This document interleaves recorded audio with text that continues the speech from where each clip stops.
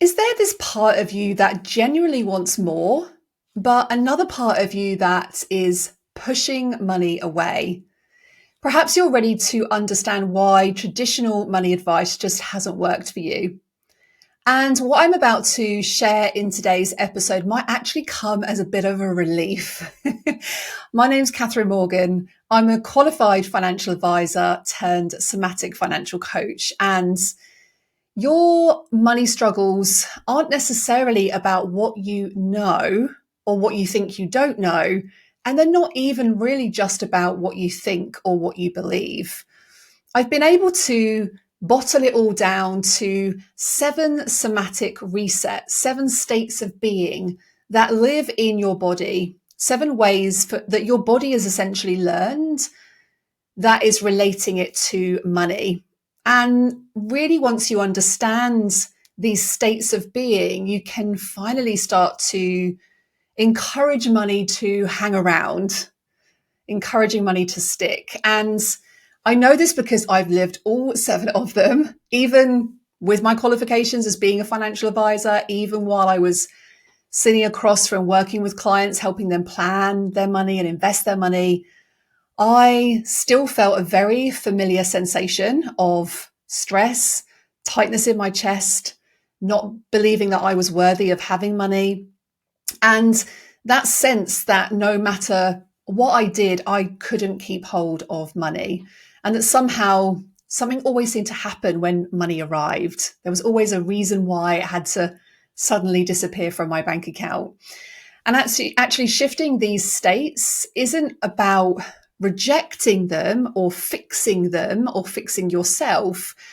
It's about this really beautiful, fruitful, sacred relationship of connectiveness, of integrating what has been feeling like it's split apart. And you'll understand more about this as I speak about these 7 states. Meeting the parts of you that have been trying to keep you safe and gently helping them to know that it is safe for you to receive more. And in the next 25 to 30 minutes, I'm going to walk you through all 7 of these states of being, what they actually feel like in your body, why they keep you in these patterns, and the very specific invitation that's going to really support you in your relationship with money. So by the end, you're going to understand why you've been struggling, and you'll know exactly what needs releasing so that you can step into the rest of this year and into 2026 with a completely different relationship with money. So let's talk about the first state of being of separation.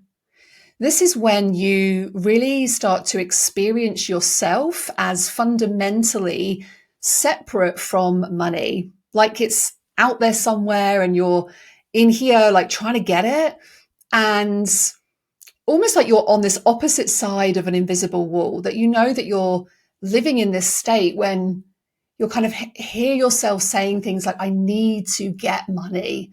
Money doesn't come to me. It goes to everybody else. I'm just not good with money. I earn it and then it goes straight out again. And it's like there's you here and money's somewhere over here. And they never kind of come together in balance or in harmony. And so we create this separation. Now, what does separation feel like in your body? For many people, it's perhaps this tightness that comes in across the chest, this sort of sense of lack, even when you've just been paid and your account is looking healthy, when logically you know that you have the money. But then we have this visceral reaction, this body reaction, and it can sometimes come in the chest. It can sometimes be in our breathing, this kind of almost like a panic response of, oh, God, I've got all this money now. I need to do something with it. And that can bring in a lot of responsibility feeling, can often come into the shoulders, up into the jaw, kind of tension in the jaw. And I remember feeling this on several occasions. And I particularly remember this when I was a practicing financial advisor. It'd often wake me up in the night. I would feel this kind of panic in my chest because I fundamentally felt separate from the security that I was teaching other people to create. And you may feel this too. Maybe you are a financial professional yourself and you're telling yourself, I'm bad with money, even if you're helping other clients with money. And so the invitation here isn't to attract money or manifest abundance. We've all tried that, right? The invitation is to remember wholeness. You are not separate from money. You never were. You never have been. You're in relationship with it. And so when we think about money, you may have heard of the expression like money is energy, then it is also a mirror and it reflects your relationship with receiving, with your own value, your own sense of worthiness, with the connectedness of giving and receiving that exist within us. And so when we shift from feeling separate to feeling whole, we stop asking questions like, how do I get money? And we start inviting alternative questions, such as, how am I already whole? And how does money flow through that wholeness? It's a different question. It's a different energy. It's a different state in our body, in our nervous system, and it creates different outputs, different results. So notice what is present in your body when you consider that particular state. And then let's move on to the second state. And the second state of being in scarcity consciousness. So this is when your body is organized around the belief that there isn't enough. That's what this scarcity concept refers to. Not enough money, not enough time, not enough energy, not enough opportunities, not enough clients. And so we can often hear in our language when we're in the state of lack, I can't afford that. And there's never enough. What if I can't earn enough to support my household and the business? I won't have enough to retire comfortably. Something always happens. And I'm not talking about when we're in a financial position of lack, as in we don't have enough money to pay our basic bills. That's not what this is talking about. This is in a place where we have enough money to pay our bills and to feed ourselves and clothe ourselves and put shelter over our heads. This is about the language that we're using with ourselves that is inferring scarcity. And the interesting thing about scarcity, the state of scarcity, is it doesn't disappear even when you have more money.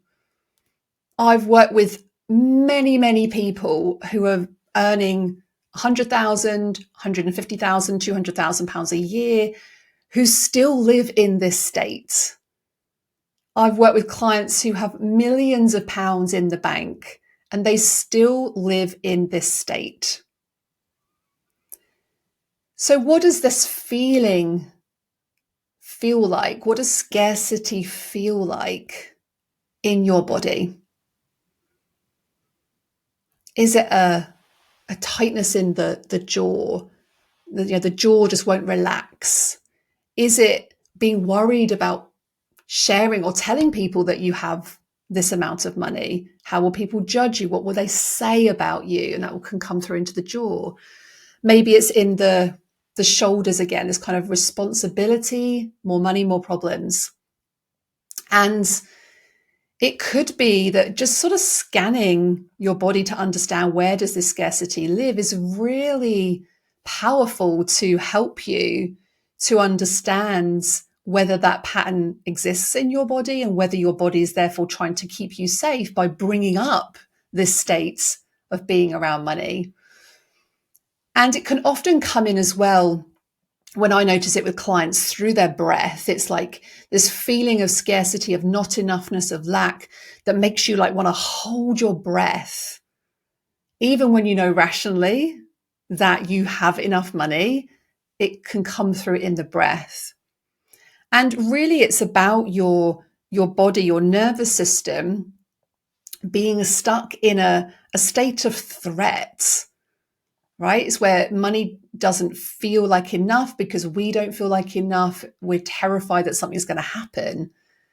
And I remember working with a client, it was about 3 years ago now. She had an incredible membership. It was a social media membership. And I was sitting by this swimming pool in LA. I was on a retreat at the time. And the client she had about 2,000 members in this membership. It was pretty significant. And because she wasn't a natural planner, she wasn't sort of planning ahead for when these clients' annual memberships were kind of coming to an end. All of a sudden, all of this wealth and abundance that she had created physically in her bank account had disappeared overnight. And this sort of recurring revenue dropping, her entire body felt contracted and that she wasn't safe. And it didn't matter how much abundant thinking or gratitude journaling that she did. It wasn't a mindset problem. It was really rooted in safety in her body. It was her nervous system state of how her body was responding to money. And so the invitation here is to invite in sufficiency. And I want to be really clear here. This is not everything is abundant and unlimited. Sufficiency is about a state of being that says, right now, in this moment, I have enough. I am enough. It's that real recognition that scarcity is this just lens through which you're viewing reality, but not reality itself. And so when you shift your state, you start really noticing the resources that have already been there, the relationships that you have, the skills that you are already abundant and sufficient in. This often comes up with people I work with that do multiple qualifications because it still doesn't feel like they know enough. It could be in the resilience that you have, that life has given you, the amazing creativity that you have, the actual money that you do already have. And sufficiency doesn't mean that you don't want growth or more income or more money. It means that you're not operating from lack and fear whilst you create it. Because instead you're creating from fullness instead of emptiness, from safety instead of from threats. And it changes everything just energetically about how you bring this to your work and to your passions in life, your profession and your vocation. Now, the third state of being is independence, the state of independence. And this particular state of being is very often triggered by experiences where you believe that you have to do everything by yourself, and that asking for help is a sign of weakness, that financial security means never needing anybody else. And my goodness, have I seen this with, well, actually, especially with very alpha driven females running empires and their own businesses and their own brands. I remember working with a pretty significant celebrity, and this was a huge pattern for her. She had to do everything by herself because she didn't want other people to think that she was just being given this opportunity because she had a family that was well known. And If you are a coach, a therapist, a healer, a consultant, you'll often recognize this state quite easily. And it can sound like, I've got to figure all this out for myself. I can't rely on anybody. I need to be financially independent so that I'm never in that position again. And maybe you have experienced situations where you have had to rely on other people. Being a financial abuse specialist as well, I've seen this many a time where people have been in unhealthy relationships, narcissistic relationships at times, and there is this fight or flight response, this trauma response that is never happening to me again. I'm going to be financially independent for the rest of my life. And they go on to have these beautiful, fruitful relationships with new partners. And there's still this response, this state of being that's driving this behavior that they don't feel safe to rely on anybody else. And we've also been taught a lot in society and culture that financial independence equals freedom. And it does to a point, but I think we're confusing independence with isolation. And so independence as a state of being feels often around this kind of carrying of weight, this responsibility for self. And responsibility often comes in somatically. And when I say somatically, I'm talking here about the body's responses in the shoulders, that kind of real, I have to be self-sufficient, holding up myself in the world. And I don't need support. It can often come in as well, down lower in the lower back, in the pelvic area, this sort of feeling of not being strong enough or needing to be fully resourced. And so the invitation here is of interdependence, not codependence of relying on other people. It's about interdependence. When I think of interdependence, it's a completely different state of being. This is a embodied recognition that we're not meant to do life or money alone, but actually that it is safe to be connected with other people. It's this kind of bringing the fingers together of being interconnected. And interdependence as a state of being is really about having conversations about money without those deep shame spirals, asking for help when you need it, and feeling that softness in your body when you can invite help in and receive it.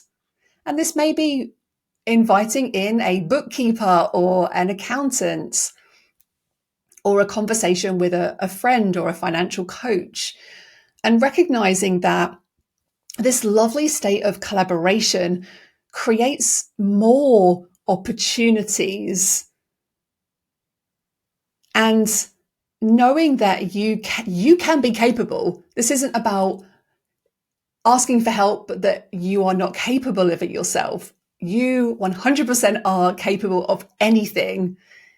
And that's often the fear of letting go of that independence, that strong, fierce independence. But knowing that you can be capable and supported at the same time.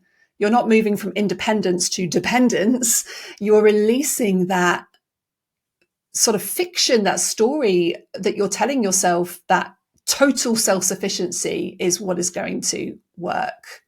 And remembering that we are all interconnected in some way.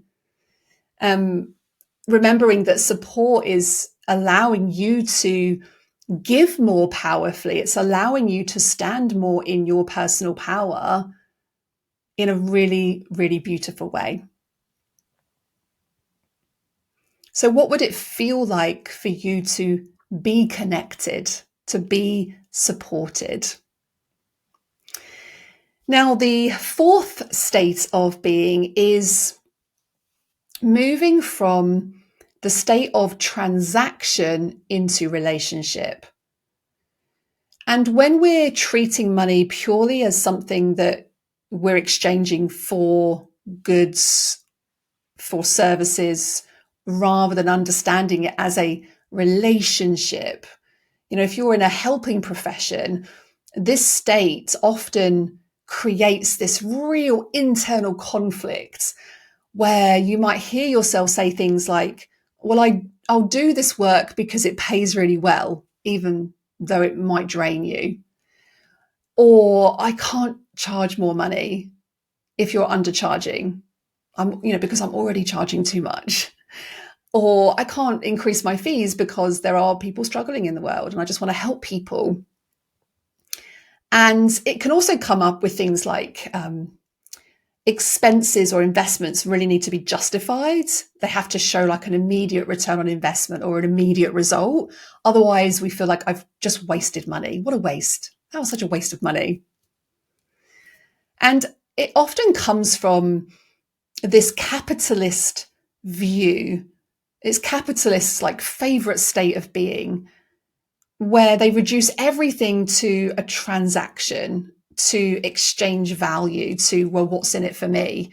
And it creates this real dissonance when you actually generally care about people and the impact that your work has in the world. And so this feeling, this transactional feeling, can just feel like empty. I've got a client I'm working with right now, and she's a comedian. She's the most beautiful human being. Obviously, clearly very, very funny. And she often talks about, money's it's just money. Like this is just a transaction. It doesn't really mean anything. It's this emptiness. And money therefore doesn't bring fulfillment to her. And it's this real kind of emptiness feeling that maybe you've just earned some money doing something that you really care about, but money just feels empty. Or maybe it's the kind of guilt that comes up when you spend money on something that really nourishes your soul because you can't justify that transaction with any logic. There's no joy in it. And for those of us who are in helping professions, it can create this sort of dissonance between wanting to help more people and needing to earn money. Like the two can't really coexist in the body safely. And so my invitation to you here is in relationship. It's a completely different state of being with money. To understand that money is fundamentally about connection between you and your work, between you and the people that you serve, between your values and your choices. And relationship as a state asks very different questions. Not how much money can I make, but what wants to be created through me? Not, is this profitable, but is this in alignment with who I'm becoming, my identity in the world? Not what's the return on investment, but what's the real value that is being exchanged from me and for the other person. And when you shift from this kind of transactional consciousness into relational consciousness, money becomes meaningful again. It becomes almost sacred in this sacred relationship. You're not just earning and spending, you're participating in something that is much bigger, it's much larger. It's this exchange that honors both people in that relationship. And that just creates value that goes way beyond the money, the financial transaction. So what would relationship with money feel like in your body? Take a moment to consider that. Now, the fifth state of being is forcing consequence, forcing consciousness. It's when your system believes that money requires constant effort, force, struggle, that you have to push, battle with every pound or dollar. And we can often hear this in our language through words such as I have to hustle, I have to push harder, I need to force this to work, this has got to work, I have to make this happen. I'm fighting to make ends meet in my business. And even just saying it, like it energetically, it feels exhausting. It feels like, oh, nothing's going to be easy. Everything's going to be hard. And so this state of being in the body, this forcing, this tension, I can already feel like my hands clenching. I can feel my shoulders curving, kind of, oh, I can actually feel my body becoming quite cold. And it's this kind of constant fighting. It's almost like a fight energy. It's maybe brings some anger. It's sort of pushing against resistance, pushing for results, pushing yourself beyond limits. And this feeling of tiredness and exhaustion, potentially, if you're in this state of being for a long period of time, it can create exhaustion. And maybe you have experienced this at times where you've been in this state of being over a long period of time, and it has created a situation where you have just then burnt out. And you can see now why the body will not want you to keep doing that. So maybe you're playing small, not pushing yourself enough in the moments when you are required to seasonally, because your body has learned that that's not a safe place. And so when we're in this forcing state with money, we actually end up creating more resistance because we're operating from this belief that money's hard, it requires struggle, and that ease is not available to you. It's interesting, isn't it? And when we're in this state of being, we cannot access intuition. We can't access creativity. We can't access truth. And so the invitation here is to allow.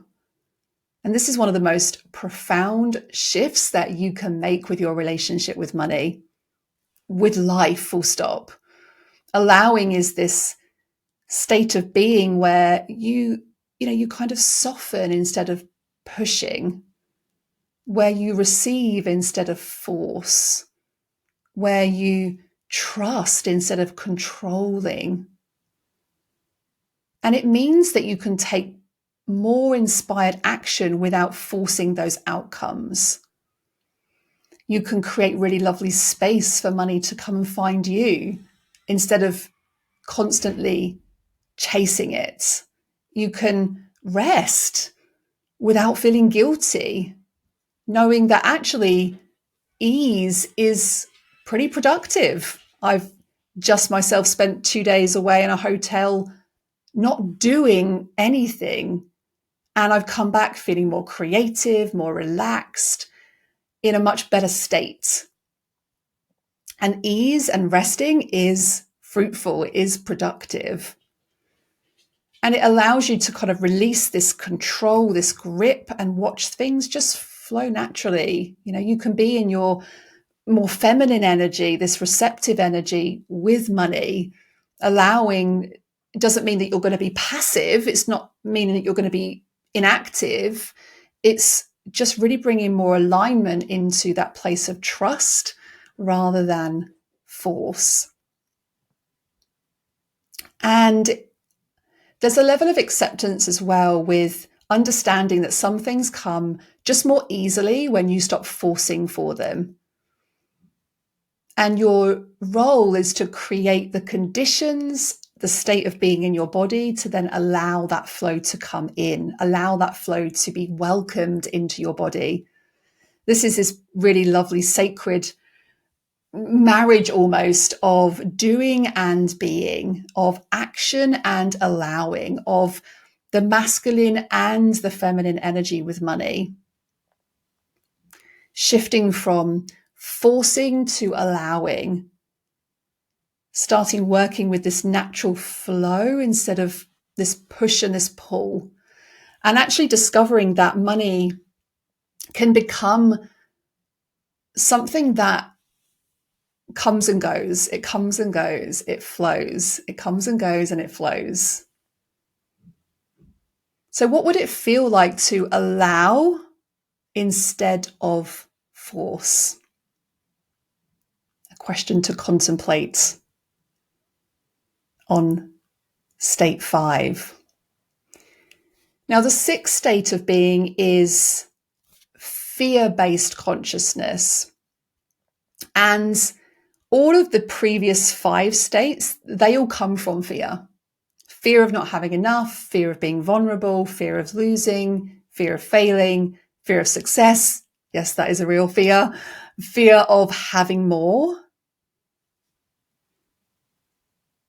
And what I've really noticed is that there are only really 2 emotions, fear and love.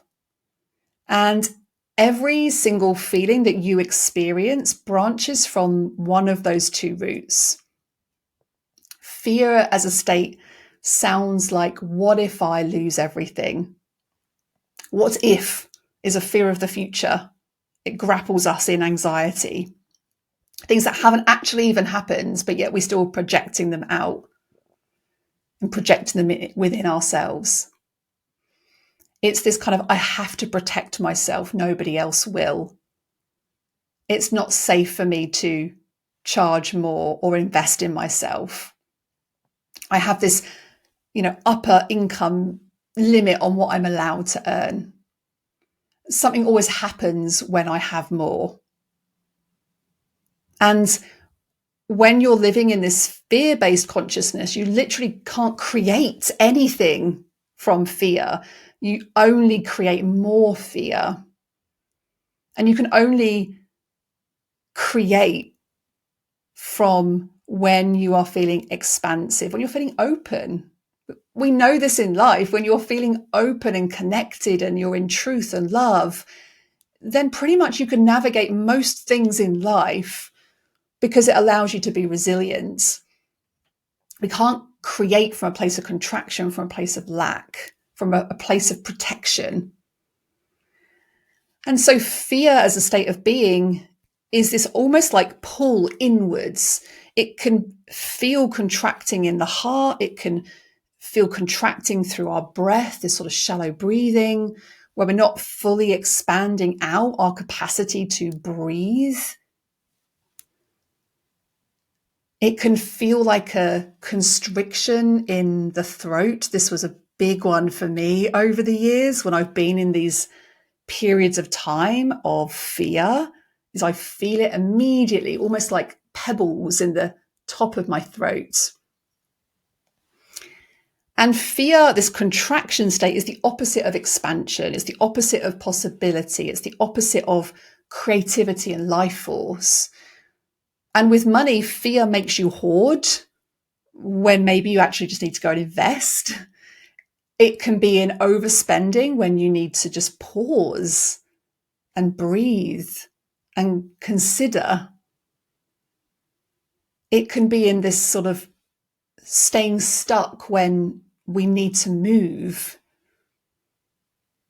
It can be in this state of pushing money away as it's trying to come closer into relationship with you.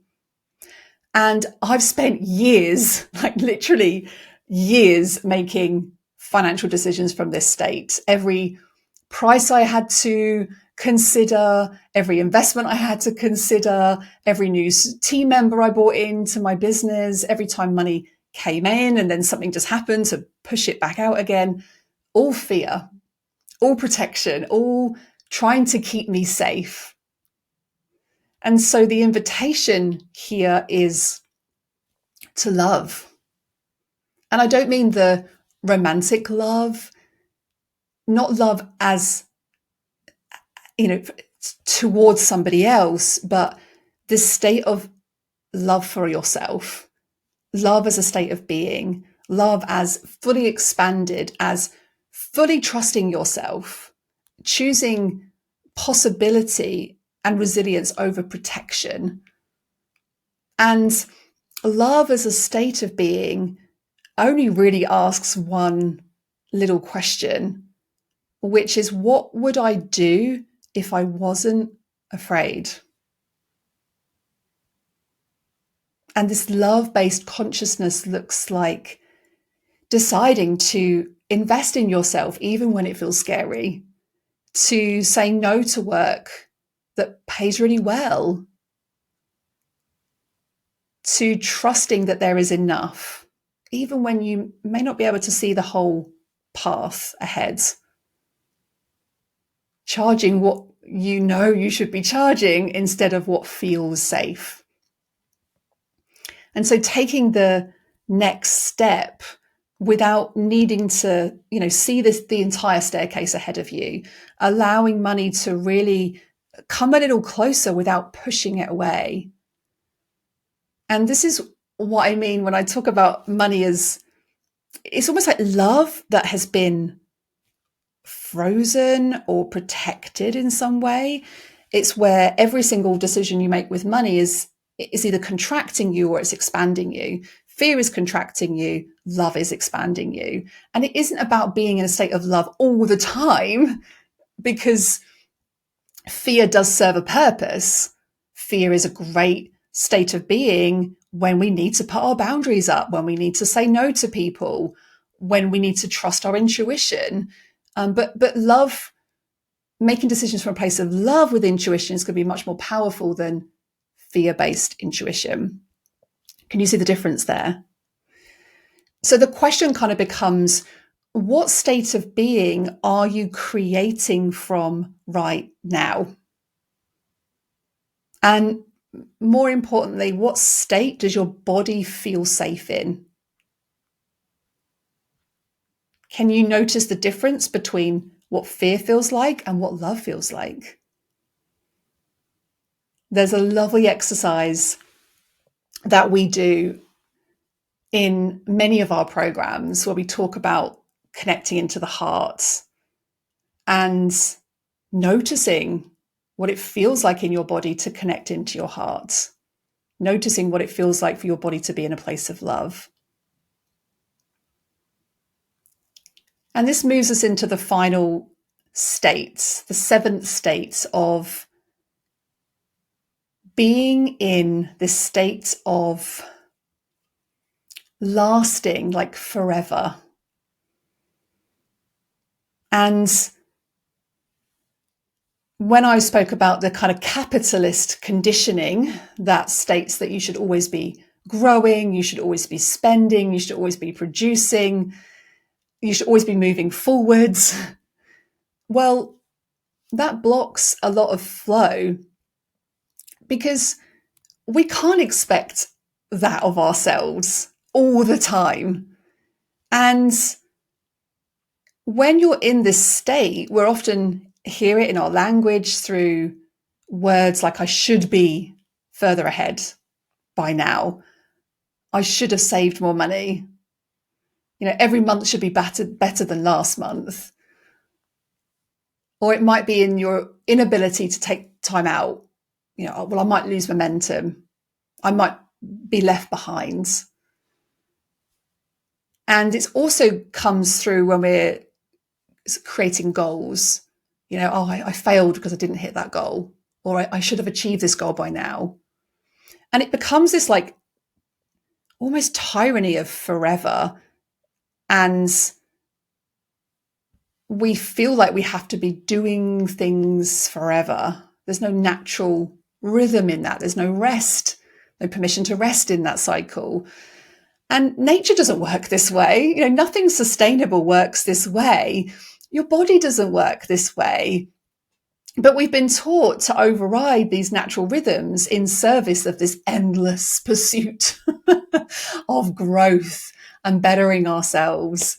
I remember feeling like this at the start of 2025, when I recognized that 2025 would likely be a 50 to 60% lower revenue in our business than it was the previous year, because I decided to close down 3 of our main programs.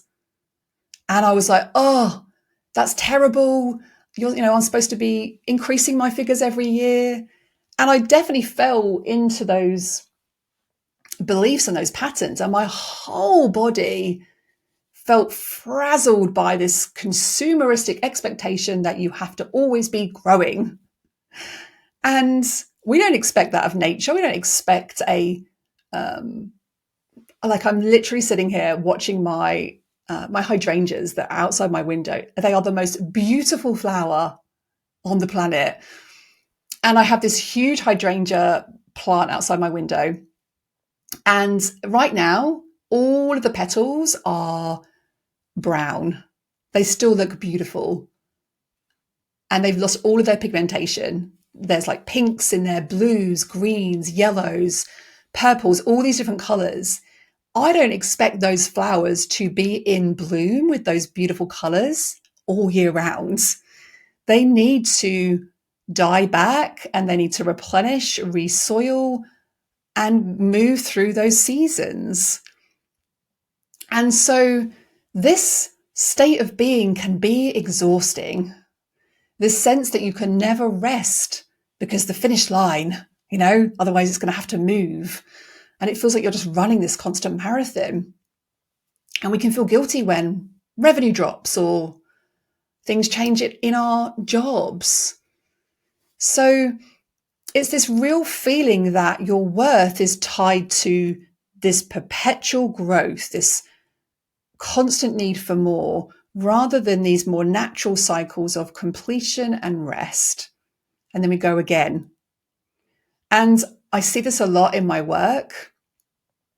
People just burn out from life, burn out from work, burn out with these expectations that are placed upon them, having to do everything right all the time, having to get things perfect. And when we talk about honoring these seasons, about move a goal into the next season. If you set a goal for yourself for the end of the year and you haven't reached it, move the goal into the next season instead of forcing it. And when I've said this to people before, to some clients who are in this state, they kind of look at me as if to go, what? You're giving me permission to move? And then they're like, oh, it's like this silent exhale. Oh, I can finally breathe again. And so the invitation here is for seasons. The invitation is to breathe, to understand that everything, money, your business, your goals, relationships, your health, everything moves in seasons and cycles. It doesn't have to be about being forever. There are seasons of growth, there are seasons of rest, there are seasons of planting, there are seasons of harvest, there are seasons of being visible, there are seasons of going inwards. And this is so beautifully reflected in the work of astrology, or numerology is something that I use every single day. I'm about to move into, as I record this, my birthday's next week, and I'm moving into the season of the energy of the number 3, which is all about communication. And so the energy cycle for the next 12 months for me is about communicating my work into the world. And you'll notice that in my work, I'll be more visible next year than I have been this year. This year's been in my spiritual year, my 11 year, which is very up and down. The year before that, I was in a 1 year, which was new beginnings. It was seeding new ideas for the next 9-year cycle. And so there are seasons when goals get reached. There are seasons when you have to move them to the next cycle. And it's not failure. It's giving yourself permission. So I want you to ask yourself, what season are you in right now? What does this season require of me? What goals or intentions belong to this season and which belong to the next? How can I honor this phase, this season, instead of forcing it? What wants to be completed in this season so that something new can be seeded and created?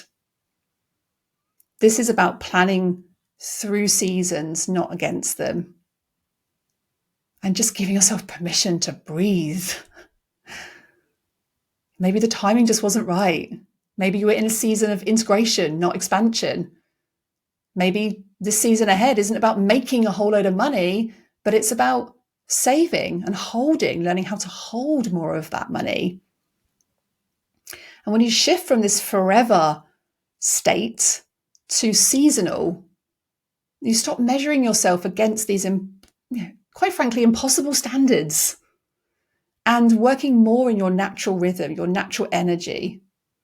Think about if you're a woman listening to this, the cycle of your menstruation, how a woman's body is going through different seasons and cycles every month.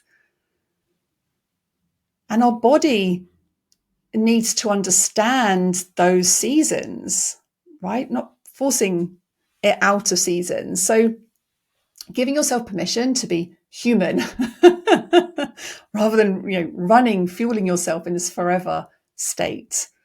And that's interestingly where sustainable wealth actually gets created, not from this endless force, but from honoring the season that you're in and planning accordingly. So what season are you in right now is the question. And those are the 7 states of being. Separation into wholeness, scarcity into sufficiency, independence into interdependence, transactional into relational, forcing into allowing, fear into love, forever into seasons.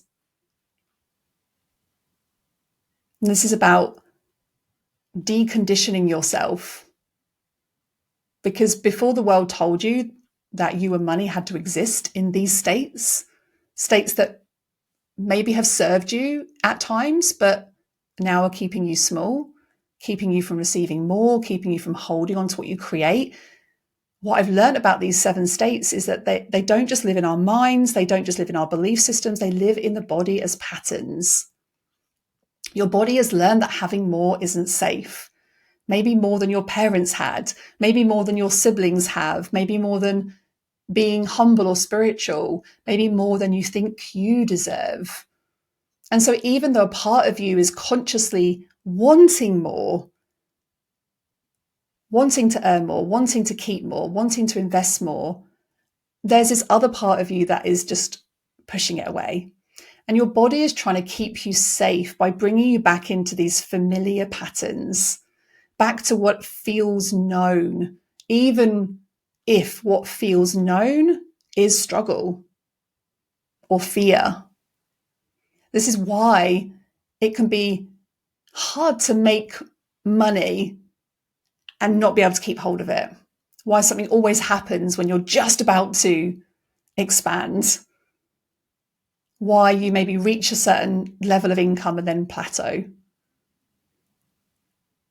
And if any of this is resonating, if you felt some resonation with any of those 7 states in your body, then I just want to offer you a little something here. I've created a $37 short, powerful program called The Body of Wealth. It is a 4-part somatic journey that is designed to help you meet the internal parts that have been holding money at arm's length and really gently start to bring some awareness to releasing them. Understanding where these patterns have come from, what have they been protecting you from? And then from this place of love and compassion, knowing that it is safe for you to receive and hold more right now. Inside this body of wealth, you're going to discover exactly which of those protective parts of you are pushing money away, mapping out where this lives in your body, because transformation happens at the somatic level. It's not just the cognitive mindset level. And create an entirely new relationship with money through somatic money mapping. And is literally just $37. And it's about 3 hours of work. And I really believe that this will drastically change your entire relationship with receiving and keeping money. So I'll pop the link in the description below. You'll get immediate access to those 4 modules. You can visit the moneypanel.co.uk/body of wealth. And if you're listening to this as we move into 2026, the question isn't, do I have enough money? The question here is, am I in right relationship? With money, yes, but also with yourself, with your work, with how you value yourself, with the natural cycles of life, with those protective parts of you that have been trying to keep you safe, not pushing those away, but being in relationship with those parts as well. And those 7 states of being, the separation, the scarcity, the independence, transaction, forcing, fear, and forever, they have, for many of you, become this strategy that has been supporting you and keeping you safe. But maybe it's time to let your body know that it is safe to receive more. It's safe to keep what you create. And if you're ready for that shift, I will see you inside the $37 Body of Wealth course. I'll pop the link again in the description. And if you're watching this on my YouTube channel, I would love to hear which of those states spoke to you the most. I read every single comment. I will reply to every single one of those. And if you're listening on the podcast, thank you so much for listening. Thank you for being here. Thank you for doing this work. Have a wonderful, wonderful Christmas. If you're listening to this as it goes live just before Christmas, wishing you a very Merry Christmas with your family and your friends. And I will see you again next Monday.